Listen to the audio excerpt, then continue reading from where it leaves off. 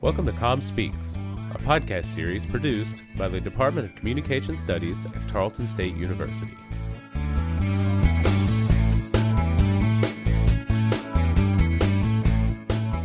On today's episode, we celebrate the department's 15th anniversary.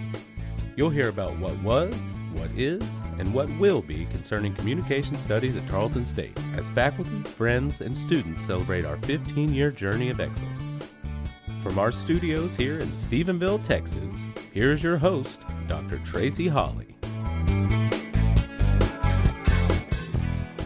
Welcome once again to CommSpeaks. This is Dr. Tracey Holley, your host. And today I have a special guest star. Not only is he a full-time senior faculty member here at Tarleton, since we're talking about our faculty, he also serves as the departmental chair for the Department of Communication Studies. Welcome, Dr. Chris Gearhart. Hey, thank you, Dr. Holley. I appreciate you having me on here today. Oh, no problem. I appreciate you agreeing to do this because, some people say, podcast, right away. Put me on an audio archive, run away. That's right. That's right. People hate the sound of their own voices, Yeah. I don't know if they're listening to their own podcasts or not. Okay. All right. So I'm going to start off today is just asking you quickly to run us through the road of how you came to Tarleton and came into the department head. All right. So I started out my career in higher education as a student at the University of North Texas. I originally was a BCIS major. I was going to be like a computer guy. I did a semester's worth of classes doing that, and I was successful. I did good, but I just wasn't really into it. I couldn't see myself doing that for the rest of my life, working with computers. I was taking my basics, and I did a introduction to comm course, public speaking course. Really enjoyed it. Like being kind of the center of attention. I like giving speeches and stuff, funny enough. And so took a couple more comm classes, took like interpersonal and some others like that. Really enjoyed my time, so ended up changing my major and graduating communication studies. After that, I actually went to Aguascalientes, Mexico, and stayed with my cousin for a little bit. I was wanting to improve and practice my Spanish. Everybody there wanted to practice their English, so it didn't work out like I thought it would. And ended up coming back and going to graduate school at San Diego State University there in San Diego, California. I was a graduate teaching assistant both my years there.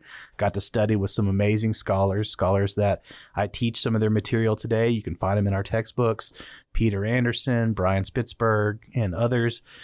After I finished with that, I actually packed up and I moved across the country to live in Miami. I lived in Miami for about close to 2 years, where I worked at a 5-star hotel and resort doing audio visuals for the conference center. Got kind of tired of doing that. I thought, I really like that teaching thing. Decided to go back to graduate school. Got accepted at Louisiana State University in Baton Rouge, Louisiana. Went out there, completed my PhD in 4 years, did my dissertation on sensitivity and listening. I was a graduate teacher all 4 years. I stayed on for another year as an adjunct. After that, while I was doing the job search thing, sent out a bunch of emails from the job search, and I got, a couple back that were interested. And one of the interviews that I went on was actually here. Even though I grew up in Southwest Fort Worth, 70 miles from door to the university, I never knew this place existed. I didn't even know Stephenville existed, really. So it actually was a great opportunity. It was a great fit. It gave me the opportunity to come kind of full circle and come back home.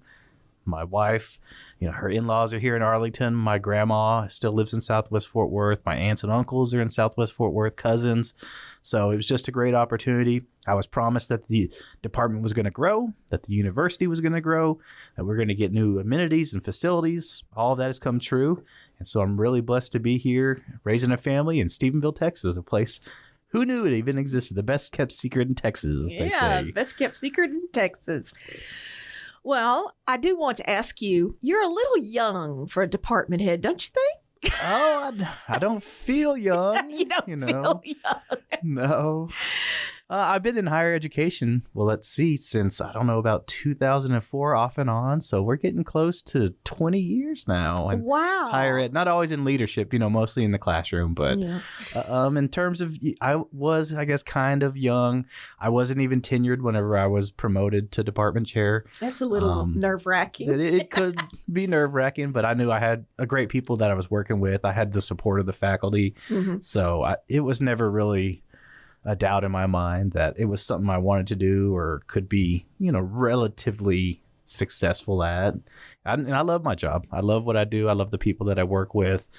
It doesn't mean it's not without its stresses and burdens, but that's sometimes what makes it fun is the challenges. The challenges, overcoming the things you have to go through. But I am 41, so not a spring chicken by any means. I'm 61. Shut up. That may be why sometimes I perceive you as, wow, he's young for a department head. Right. Let's move on from that to, as the department head, let's talk about the program just for a little bit and what you hope to accomplish while you're the department head, how you want to see it grow, what other programs you have in mind. Really, I just kind of want to maintain what we've achieved to this point already. We've grown really nicely over the last 4 or 5 years to where we are at right now. I'm happy with the new programs that we've established during my time here. We've added 2 new programs, which are the sports communication program and the travel event and activity management program. So I'm really excited to see kind of the expansion of our curriculum. In terms of what I'm wanting to add, I think just growing our program in Fort Worth, in particular our public relations and social engagement, and that team program, kind of serving the hospitality and tourism type needs. I think that's a great venue in Fort Worth to be able to do that and to showcase our students and get them some real world experiences. And I'm really excited about the sports communication program. I really want to see it grow and be successful. I want to be a rival to UNT and Texas Tech and TCU and what we can offer to our students. So seeing huge growth in that, having students be successful, graduate, go into the sports media, sports broadcasting industry is something that really excites me, thinking about the future of the department. Other than that, I think maybe looking at some different ways to improve our graduate program. For instance, adding some type of a teaching element to it, pedagogy, where we could better train and prepare some of our graduate students. A lot of them do actually want to go into higher education. They want to go and teach. A number of our adjuncts are graduates of our master's program, even full-time faculty. We got Winston, we got Amanda, and there's others, Rosina Pittman, and others that have come and gone. So there's Morgan Barger, Alex Barger. So a lot of our students have come through. Logan Allen, he is teaching in social media for us now. So a lot of our students has come through our program, but they really didn't have any formal education or formal training in pedagogy and being in the classroom. So not to say that, it's completely necessary, but just having a little bit more, I think, training would be helpful if we're going to be having some of these fellow students, alumni working in higher education. So that's something that might be on the horizon. I think that's a great idea. I used to work, I was the representative for teacher certification for many a year. And of course, in the public schools, they do get that. Make sure it's not what you're teaching. Yes, that's important. That's huge. But you have to know how to teach it and even just what to expect. When I came in as the brand new faculty member, they basically threw a book at me and said, go. Yep. And now they have, the programs for the new teachers and the mentors and all. And I'm like, where was that when I started? Right. I got a book thrown at me. Yep. And I feel like that's kind of somewhat what I still do to this day, especially with new adjuncts. It's like, well, here's some kind of starter materials.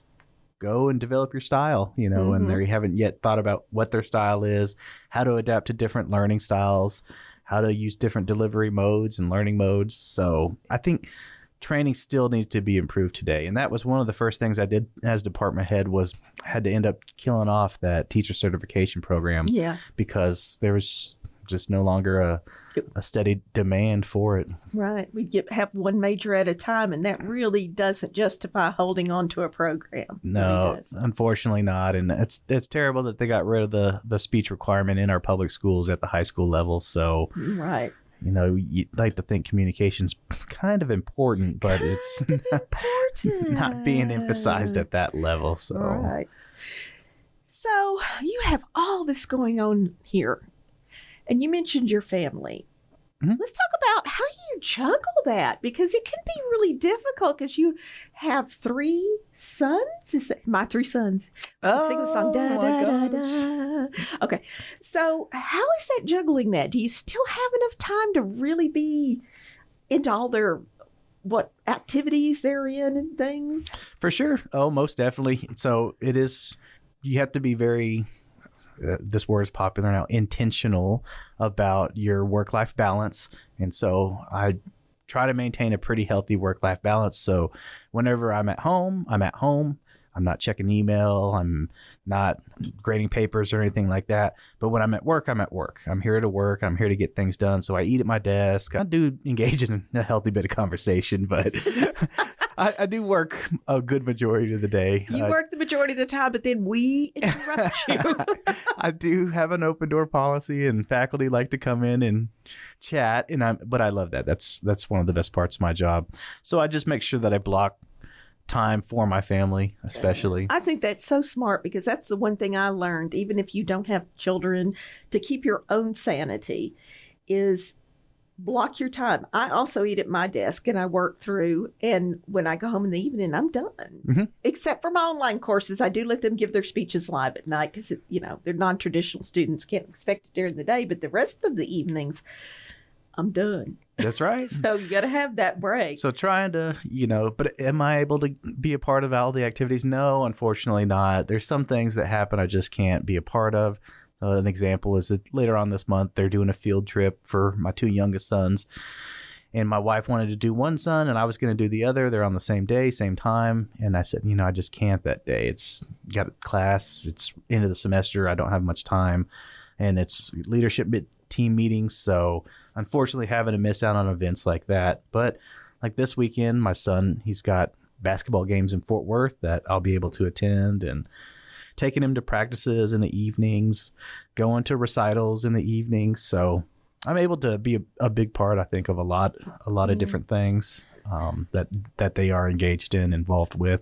And they go through periods where they do want to be with dad and hang with dad and play with dad. And then there's other times when, dad's not really cool anymore. And I want to play on my video games with my friends, or play outside with my friends. Or I even tried to play with my son the other day, and he told me, Dad, I didn't ask you to play with me. I was like, okay, well, guess I'll just sit down then and watch TV here.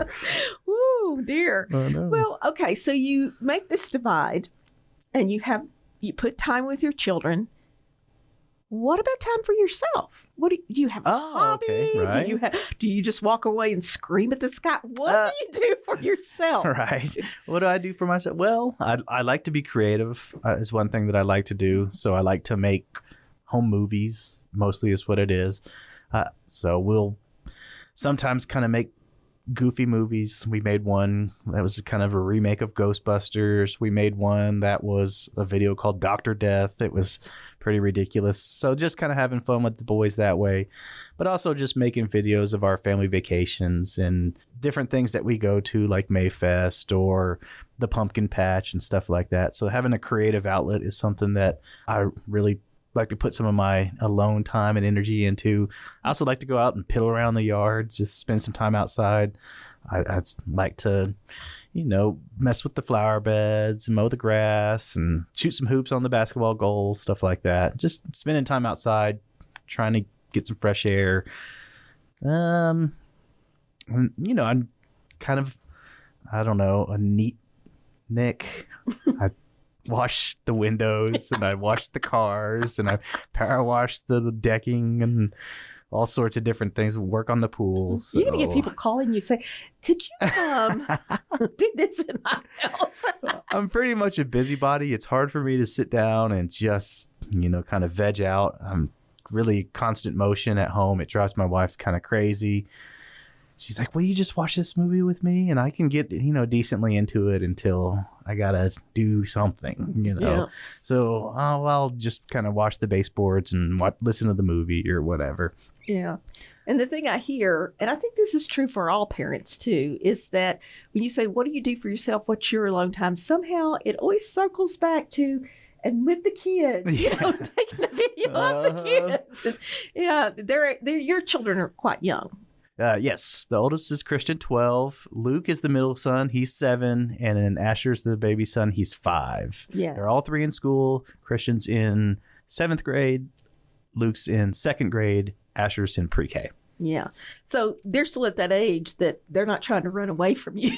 No, so all your time this is the time to really build that relationship with them that won't be long term. So let's slowly crawl back to academia for a minute. All right. So tell us, you do quite a bit of research. Uh-huh.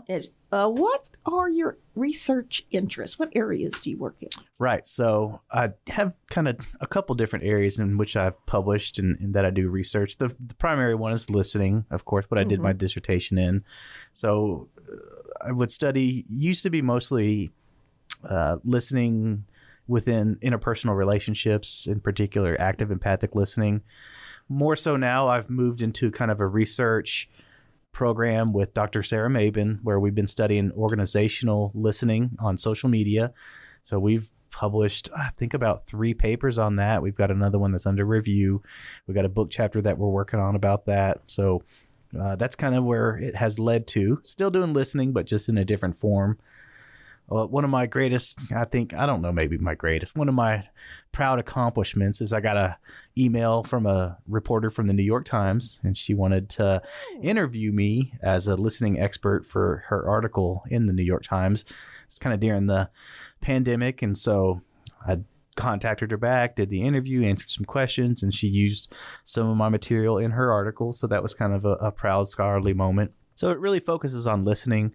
I've also published in areas like sports communication and the scholarship of teaching and learning. The scholarship of teaching and learning, absolutely. That is a big feather in your cap to have someone call you and say, now that you're an expert That's from the New York Times. Absolutely. I guess expertise, is in the eye of the beholder. Ask my wife. She might not think I'm quite the listening expert. But you do focus a lot on listening. It's been a passion of yours. So here's a question. Mm-hmm. What about a listening course? We don't have a listening course in Comm Studies. Right. That's exactly right. I never really thought about it. I'm going to put that bug in your ear because we teach our students, or at least I do, that of all of our communication skills, listening is the one we work on the least, and it's probably the most important. Right. And I think that's just we spend more of our time listening than we do speaking or anything else. So it's something that we do a lot. So we want to do it well. That'd certainly be interesting. But no, I never did think about that, really. Yeah. I think it would be a great course, especially with all the different knowledge you have and how all the different things and people, what are you going to study in listening, the process of... No, we could talk about listening in relationships. We could talk about listening to media. We could talk about, listening at work, listening in, the organizational listening component for sure. I mean, it's very diverse, and it would certainly lend itself to a whole course of study. Maybe that's something as I move out of this role and kind of slide back into faculty and have a little bit more time in the classroom, something that I can think about and pursue. Yeah, I think that's a good idea. I like it. All right. I'm a good idea person. I'm just not the follow-through person. Well, here's the idea. You take it. That's right. That's my job. That's right. Okay. So as we wind this down today, I'm going to ask you a couple of questions. Okay. This happened to me the other day in class. All right. A student did something in on time, and then they said, and you've heard it before when they say, well, I have more than this class. Right. I have all these other classes and everything. And in my brain, I'm thinking, well, I also have more classes than this. I have committees. I have community service. I have research. So I guess my question is really this. Do you feel students really understand beyond the classroom the role faculty takes and even the community?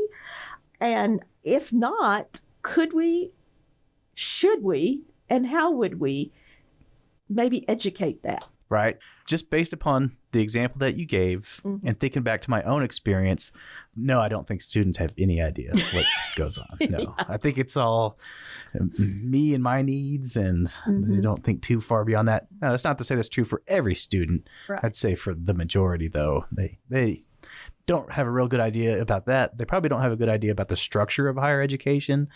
We're colleges with deans and the provost is in charge of all the academic affairs. And even I didn't know that coming here as a first-time faculty member. So no, my belief is probably that, no, should we? I don't think it would hurt. I think anytime that they can learn something, then it helps them to see kind of behind the curtain, as it were, How do we go about doing that? That's, a good question. We don't want to go up there and say, woe is me. I have to do X, Y, Z as part of my job. Right. And, I feel sorry for me. So I don't know. That's a good way, I guess. Just try to maybe provide illustrations or examples about different things that we're doing outside of the classroom. Hey, by the way, this week I'm going to a conference. I'm going to present some research. I've been researching about this. What do y'all think? And maybe try to involve them in a conversation that's a little bit more informal. And of course, you don't want to be like, look at me too much. Right. I'm so great. But at the same time, if you ever, maybe you couch it in. So if you're ever thinking about becoming a faculty member, going into higher education, these are some of the things that you're going to run into that are normal across universities in the United States. So I guess there's a couple of ways you could approach it. And maybe, a pedagogy class would be something, right, that you could help to teach. It would be probably more at the graduate level, but where you would kind of explain and break down the functions of higher education and the expectations. Yeah. That would be so important, especially things like chain of command and who actually does what. It's not who you probably think it is. Right. Well, I asked the question because of this.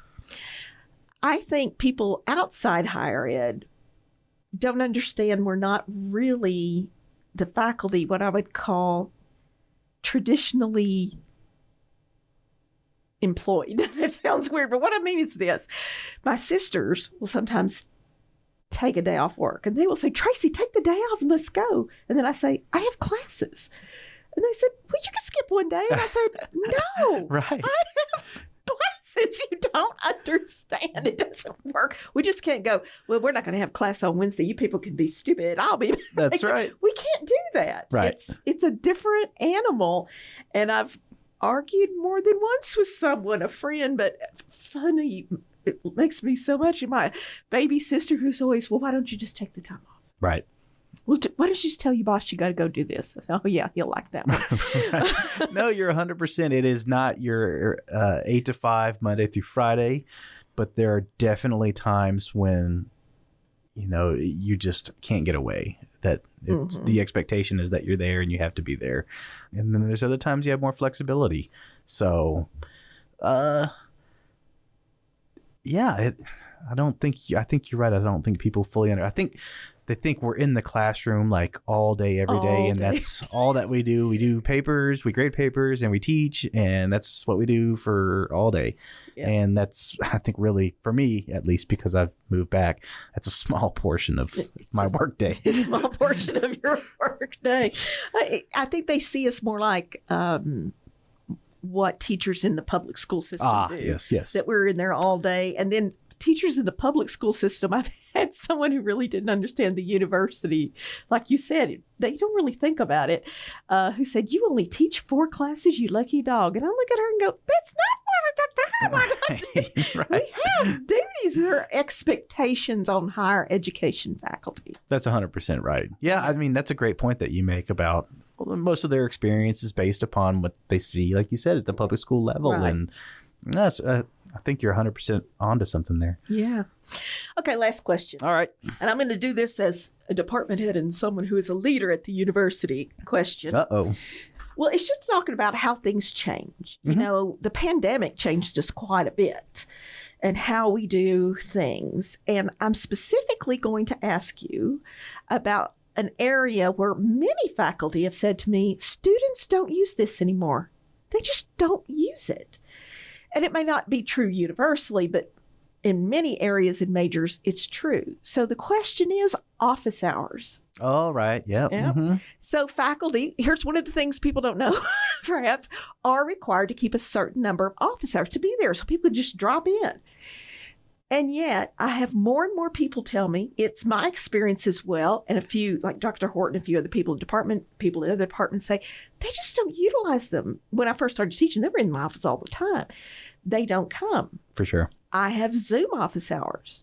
They don't ask for an appointment. We just, so do you think traditional office hours has run its course? Is there a different way we could do this that would allow the faculty to use that time for some of the other duties, but still be available for students when the students will utilize that service? Well, let me bounce it back to you. What do you think first? Well, okay, I've been thinking on it because, like I said, when I first started teaching, I'd have 2 or 3 students every day in my office, every day. And it slowly started to dwindle. And now it's, I go 2 or 3 weeks, nobody shows up, nobody calls, nobody makes an appointment. Right. And I think part of that is because we've become more distant educators, distant learning. Yes. Yeah. They don't want to walk that distance to come back. And the university is getting larger too. So what I've been thinking about is could we maybe go to make an appointment system where you provide, these are my hours you can make an appointment in.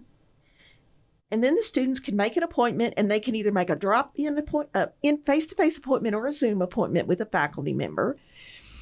But the hours no one schedules, then the faculty are free to do some of the other things. Like I told you, I have Zoom hours, and then I need to work on a video. Oh, I can't, my camera's busy. Or, right. They have some of these other things they could be doing and contributing to their classes or the department or the university. So that's my thought. That's a pretty good idea. It'd certainly be more efficient in that way. You know, I think maybe kind of along the lines of what we're talking about, people on the outside of higher ed don't really understand maybe all of it. Mm-hmm. And so maybe we tell students, well, I got these office hours, right? And here's when they are. They don't really understand what they're there for. And maybe we don't emphasize them enough and say, hey, you know, please visit my office hours. Come, incentivize it in some way that they come and utilize those office hours. Maybe that's one thing we could do, because I think we want to present to them that we are available to them, that there's a time for you to come in and talk to me one-on-one, and I've reserved and cut out the time in my schedule for that. And unfortunately, they're not taking advantage of it. You mentioned the distance. Mm-hmm. They don't want to walk. Well, I mean, you teach online classes. You don't even know where these people are. Exactly. Right? And some of them are not in... several of mine are not in state. Right, exactly. So they're not going to be coming by anytime soon, let me tell you that. To drop in and talk with you about that speech. I question, one of the things is getting students, again, maybe we could do more to make them understand what we will do with them and for them during the office hours. My online students have my cell phone number. Some people freak out when I tell them. Oh, yeah, I'm freaked out. You're freaked out. I've done it for years, never had a problem. Yeah. I've done it for, well over a decade, never had a problem. And some students were taking an important exam the other night, and a video I have on there wasn't working. And they have my cell phone, and I tell them, this is for this type of emergency. This is for this. Do not call me at midnight. But right. None of the students that had the problem thought, oh, I have her cell phone number. While I'm here in the test, I'll call her. Instead, they finish the exam and then email me. Right, after the fact. That was, fix it. Yeah, that's 100% right. The test. Yeah. So maybe students are still hung up on a traditional way of you take care of it after, rather than, they haven't ever, and I've reminded them several times in announcements that you have my cell number. Right. Call me when this happens. Yeah, I think they just forget about the tools that they have. Yeah. They forget that they have the phone number. They forget that they have the office hours that they can go to. Right. If I were to ask them, when are my office hours, y'all? They'd be like, I forgot. I didn't know you had them. Well, I told you, and they're posted here, there, and there. So, yeah, they just sometimes don't take advantage of the tools that they have at their disposal. And Right. sometimes it's strategic. Oh, if we wait till after the fact. Yeah.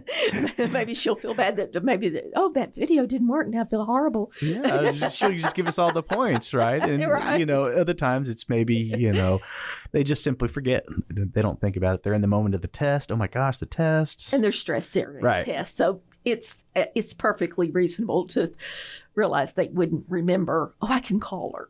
But it is, it's like, oh my gosh, y'all, I'm trying all this stuff for you. Let's take advantage of it here. Yeah. And it can be frustrating for us educators when they don't.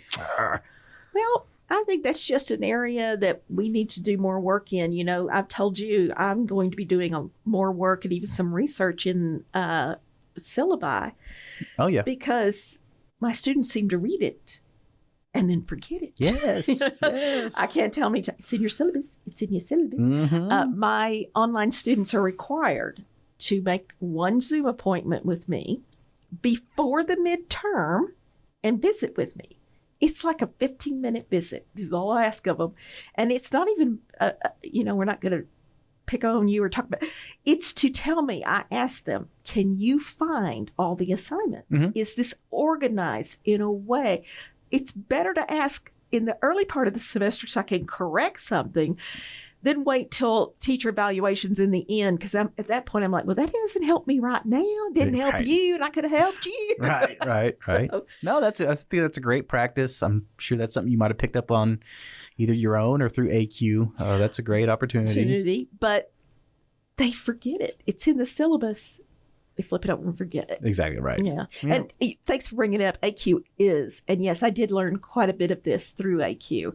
AQ really is a wonderful source, a wonderful program. And once again, I'll say every higher ed faculty member everywhere should take this.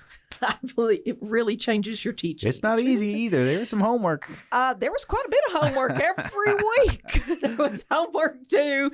And I have a book that's, how wide is that? Men are more spatial. Come on. Yeah, I'll be I'd say stereotyped. you're getting 8 inches It is there. 8 inches of the things that I downloaded as we did them and learned them and kept as an archive. I'm like, man, we've learned a lot in that class. You did, but it shows. Yeah. And it pays off. Thank you. It does for everyone. I think everyone That's that right. takes it learns something and go, oh, I hadn't thought of that. Yeah, not only did the person that's going through the development, right, the instructor, the professor, but the students benefit too. Right. Okay. Well, I think I have worn you out today. We've ran through almost everything. I mean, we're going to have to get down to details like what's your shoe size. Oh my goodness in a moment. gracious. So, last quick question. And I think you've already answered it to a degree, Okay. but you're here, you're in a leadership role. If there was one thing in all of Tarleton, all over how we do anything, recruiting, registration, whatever, anything, what is the one thing, if you could, you would change? Oh man. Well, that's a good question. Everyone says that. I would change, I want my faculty to, their compensation reflect the work and effort that they put in. And I don't feel like we're doing enough to compensate our faculty with their wages for what they're doing and contributing to the university, the community, and in our students' lives. So I don't think that could ever be valued enough. Honestly, it's not valued at the public level either, K through 12, and it's unfortunately carries over here. So that would be one thing. If I could change, that's what I would change. That's a great answer. As a faculty member, I will take that. Yeah, that's great. Well, Dr. Gearhart, Christopher, or Chris as we all call him. There we go. Thank you so much for joining us today. And thank you for joining us today. And tune in a week or two for the next episode of CommSpeaks.